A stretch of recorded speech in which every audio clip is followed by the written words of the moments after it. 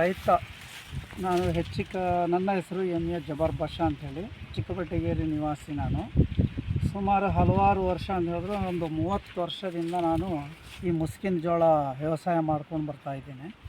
ನನಗೆ ಇಷ್ಟು ವರ್ಷದಲ್ಲಿ ಈ ಥರ ನನಗಾಗಿತ್ತಿಲ್ಲ, ಈ ಥರ ಬೆಳೆ ಹಾಳಾಗಿದ್ದು ಯಾವುದು ಖಂಡಿತಿಲ್ಲ. ನನ್ನ ಅನಿಸಿಕೆಯಲ್ಲಿ ಇದು ಜೋಳದ ಬೀಜದ ಕೊರತೆಯಲ್ಲೇ ಹಾಳಾಗ್ತಾ ಇದೆ ಅಂಥೇಳಿ ನನ್ನ ಅನಿಸಿಕೆ ಬರ್ತಾಯಿದೆ. ಇದಕ್ಕೆ ನೋಡಿ, ಇದು ಜೋಳ ಬೀಜ ಇವರು ಹೇಳ್ತಾರೆ ಒಳ್ಳೆಯದು ಅಂತ ಹೇಳೋಕ್ಕೆ, ಒಂದೇ ನೆಲದಲ್ಲಿ ಇದು ಹಾಕಿರೋದು, ಇದು ಹಸಿರಾಗಿರೋ ತಳಿ, ಅದೇ ಒಂದೇ ಜಾಗದ್ದು ಒಂದೇ ಇದರದ್ದು ಬೀಜ. ಈ ತಳಿ ಚೆನ್ನಾಗಿದೆ ಇವ್ರದ್ದೇ, ಆದರೆ ಇದರಲ್ಲಿ ನೋಡಿ ಈ ಥರ ಬಂದಿದೆ ಗಿಡಗಳು. ಯಾರನ್ನ ಅಂಥೇಳಿ ಹೇಳೋದು? ಈಗ ಜಮೀನಿನಲ್ಲಿ ಹಾಳಾಗಿದೆ ಅಂತ ಹೇಳಿದ್ರೆ, ಜಮೀನಿನಲ್ಲಿ ನಾವು ಹಾಕಿರೋದು ಮೇ 22-23ನೇ ತಾರೀಕಿಗೆ ಬಿತ್ತನೆ ಮಾಡಿರೋದು.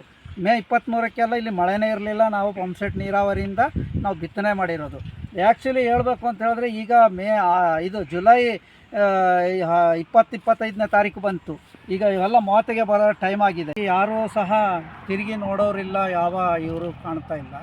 ನಮಗೆ ಹಲವಾರು ಸರಿ ನಾವು ಕಷ್ಟ ಬಿದ್ದು ಆನೆ ಕಾಟ, ಹಂದಿಗಳ ಕಾಟ, ರಾತ್ರಿ ಸರಿ ಎಲ್ಲ ಇದರಲ್ಲೂ ನಾವು ವನವಾಸದಲ್ಲಿ ಬೆಳೀತಾ ಇದ್ದೀವಿ.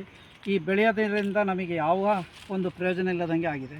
ಈ ಜೋಳ NK ಅಂತ ಹೇಳ್ಬಿಟ್ಟು 6 ಜೋಳದ ಅವಸ್ಥೆ ಈ ಥರ ಆಗಿದೆ. ಇದು ಮೇ ತಿಂಗಳು 20ನೇ ತಾರೀಕಿಗೆ ಜೋಳದ ಬೀಜವನ್ನು ಖರೀದಿಯನ್ನು ಮಾಡಿದ್ದೇನೆ. 3.5 kg ಬರುತ್ತೆ ಒಂದು ಪ್ಯಾಕೆಟ್ನಲ್ಲಿದು. 3.5 kgಗೆ 2,000 ರೂಪಾಯಿ ರೇಟ್ ಬೀಳುತ್ತೆ ಒಂದು ಪ್ಯಾಕೆಟಿಗೆ. ಅಂದರೆ ಒಂದು KGಗೆ 500 ಚಿಲ್ಲರೆ ಬೀಳುತ್ತೆ ಒಂದು KGಗೆ ಫರ್ಕು. ಆದರೆ ನಾವು ಬೆಳೆದು ಬಿಟ್ಟು ಕೊಡ್ಬೇಕಾದ್ರೆ 15 ರೂಪಾಯಿ ಕೊಡ್ತೀವಿ KGಗೆ. ಆದರೆ ಇದು ಅಜಗಜಾಂತರದಲ್ಲಿ ಇಷ್ಟೊಂದು ದೊಡ್ಡ ರೇಟ್ನ ತಗೊಂಡು ಕಳಪೆ ಮಟ್ಟದ ಬೀಜವನ್ನು ಕೊಟ್ಟು ರೈತರನ್ನ ಹಾಳು ಮಾಡ್ತಾ ಇದ್ದಾರಲ್ಲ, ಇದನ್ನು ಸಂಬಂಧಪಟ್ಟ ಅಧಿಕಾರಿ ಅಂತ ಹೇಳಿದ್ರೆ ಮಿನಿಸ್ಟ್ರುಗಳು, ಇವರು ಈ ಬೀಜವನ್ನು ತಯಾರು ಮಾಡುವಂಥ ಅವ್ರನ್ನ ಸರಿಯಾದ ಒಂದು ರೀತಿಯಲ್ಲಿ ಕರೆದು ಅವರು ಏನು ಇದು ಅಂಥೇಳಿ ರೈತರಿಗೆ ಪರಿಹಾರದ ವ್ಯವಸ್ಥೆಯನ್ನು ಮಾಡಿಕೊಡ್ಬೇಕು. ಅದರಿಂದ ಇಷ್ಟೊಂದು ಲಾಸ್ ಆಗ್ತಾ ಇದೆಯಲ್ಲ, ಇದು ಯಾವ ಸಮಸ್ಯೆ ಅನ್ನೋಂಥದ್ದು ನಮಗೆ ಗೊತ್ತಾಗ್ತದೆ. ನೋಡಿ, ಇದು ನಾವು ಈಗ ಬಿತ್ತನೆ ಮಾಡೋದು ಅಂತ ಹೇಳಿದ್ರೆ 1 ಎಕರೆಗೆ ಡಿಸ್ಕ್ ಹೊಡಿಲಿಕ್ಕೆ 3-3.5-4 ಗಂಟೆ ಟೈಮ್ ತೊಗೊಳುತ್ತೆ. 1 ಗಂಟೆಗೆ 1,000 ರೂಪಾಯಿ ತೊಗೊಳ್ತಾರೆ. ಎರಡನೇದು ಇಲ್ಲಿಗೆ ಕೂಲಿ, ಒಂದು ಹೆಂಗಸಿನ ಕೂಲಿಗೆ ಕರ್ಕೊಂಡ್ರೆ 500 ರೂಪಾಯಿ ಸಂಬಳ.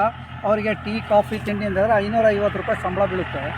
ಎರಡನೇದು ಅಂತ ಹೇಳಿದ್ರೆ ಮೊದಲು 1,000 ರೂಪಾಯಿನಲ್ಲಿ ಗೊಬ್ಬರ ಸಿಗ್ತಾಯಿತ್ತು. ಈ ವರ್ಷ 2,200 ರೂಪಾಯಿ ರೇಟ್ ಆಗಿ ಕೂತಿದೆ ಗೊಬ್ಬರಕ್ಕೆ. ಇದರಲ್ಲಿ ಕೊಟ್ಟು ಸುಮಾರು ನಾವು 1 ಎಕರೆಗೆ 25-30 ಕ್ವಿಂಟಲ್ ಜೋಳವನ್ನು ಬೆಳೀತಾ ಇದ್ದೋ ಇಲ್ಲಿ.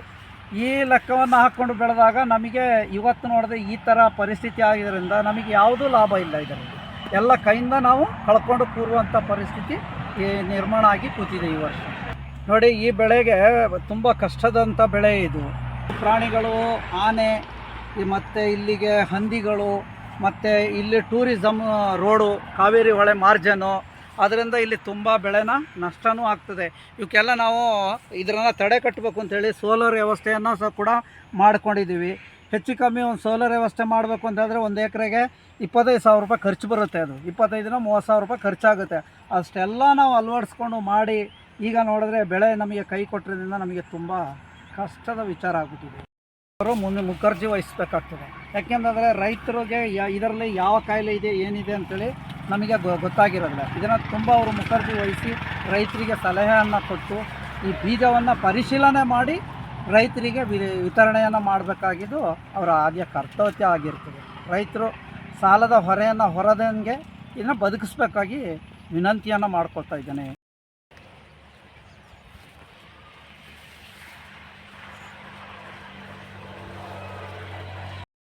ತುಂಬ ನಾವು ಸಾಲ ಮಾಡಿ ತುಂಬ ಇಕ್ಕಟ್ಟಿನಲ್ಲಿ ಸಿಕ್ಕಾಕೊಂಡಿದ್ದೀವಿ. ಯಾವ ಥರದಲ್ಲಿ ಸಾಲವನ್ನು ತೀರಿಸ್ಬೇಕು ಅನ್ನೋಂಥದ್ದು ನಮಗೆ ದಿಕ್ಕನ್ನು ತೋಚದೆ ನಿಂತಿದ್ದೀವಿ ಈಗ.